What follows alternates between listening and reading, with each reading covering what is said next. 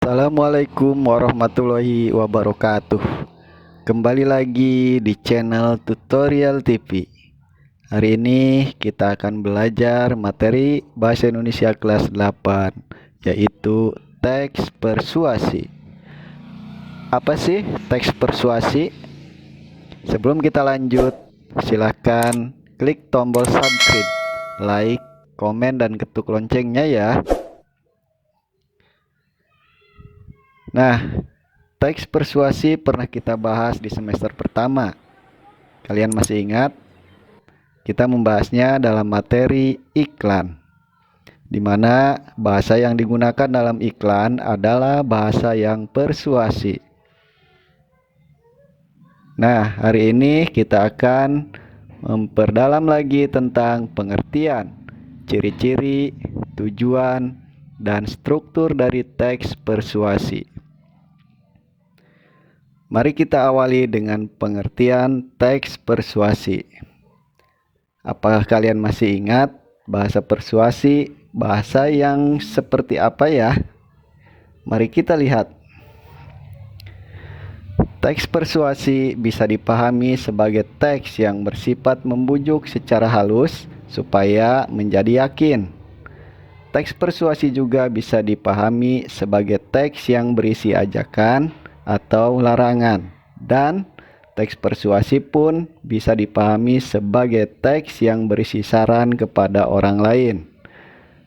Dari ketiga pengertian ini bisa disimpulkan bahwa teks persuasi adalah teks yang berisi sebuah himbauan, ajakan, ataupun saran agar orang lain mengikuti apa yang diinginkan oleh penulis.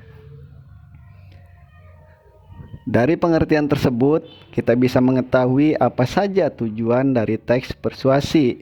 Yang pertama, teks persuasi ini bertujuan untuk membujuk, kemudian merayu dan mempengaruhi orang lain agar mengikuti apa yang diinginkan penulis.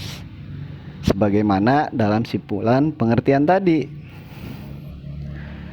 Selanjutnya mari kita analisis ciri-ciri dari teks persuasi. Yang pertama, teks persuasi itu berisi argumen. Apa sih argumen itu?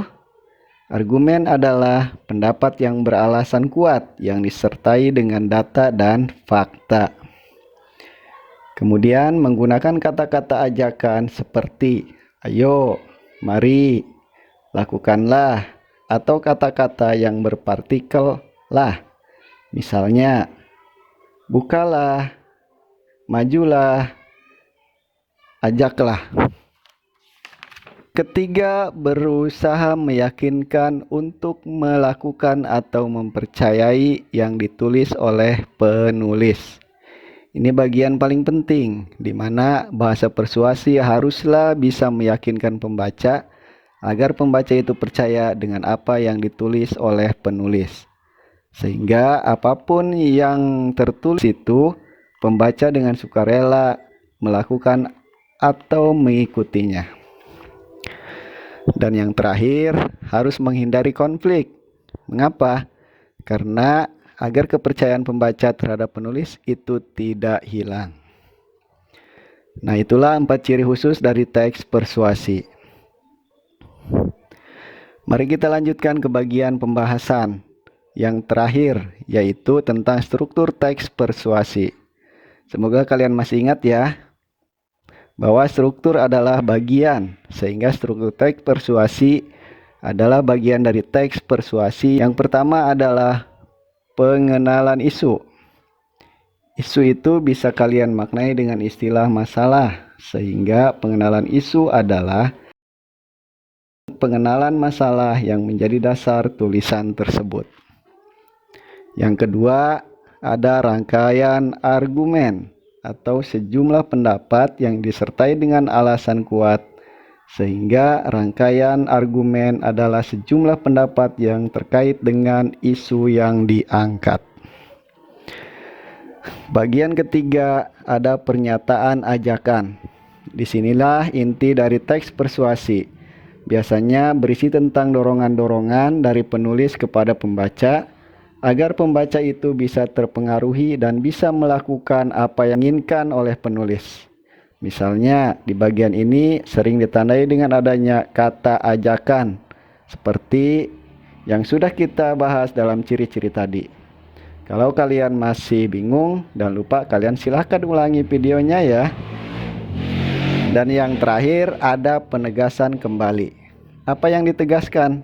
Ya tentunya pernyataan-pernyataan sebelumnya. Biasanya ditandai dengan kata demikianlah, atau pakai akhirnya, atau kesimpulannya, atau demikian itu, atau oleh karena itu, dan masih banyak lagi.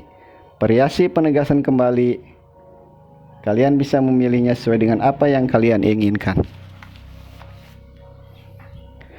Pokoknya di bagian ini bagaimana caranya pembaca itu bisa diingatkan kembali dengan apa yang kalian ingin ungkapkan dalam teks persuasi tersebut. Bagaimana? Apakah kalian sudah paham? Kalau kalian belum paham, kalian bisa mengulangi video ini ya. Jika ada pertanyaan, silakan masukkan di kolom komentar. Sampai jumpa di video berikutnya.